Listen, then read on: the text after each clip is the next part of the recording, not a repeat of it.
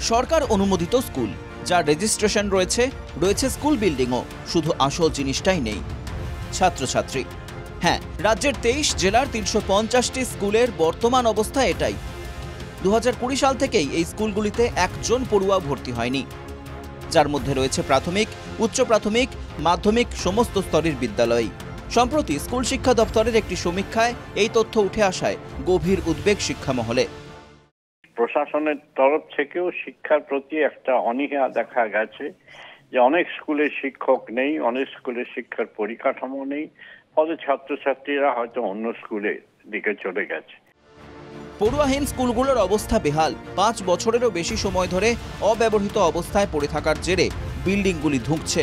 অবিলম্বে সেই বিল্ডিংগুলিকে অঙ্গনওয়াড়ি কিংবা অন্য কোনো সরকারি পরিষেবামূলক কাজে ব্যবহার করা যায় কিনা সেই বিষয়ে ইতিমধ্যে রিপোর্ট চেয়ে পাঠিয়েছে শিক্ষা দপ্তর।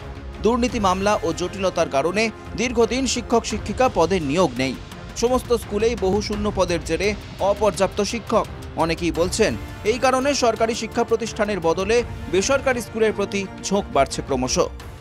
শিক্ষা থেকে সরকার তার দায়িত্ব হাত তুলে নিতে চাইছে। যা হয় হোক, লেখাপড়ার দরকার নেই।